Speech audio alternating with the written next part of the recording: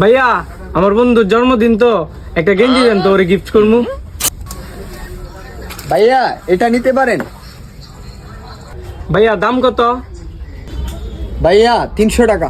আচ্ছা প্যাক করেন।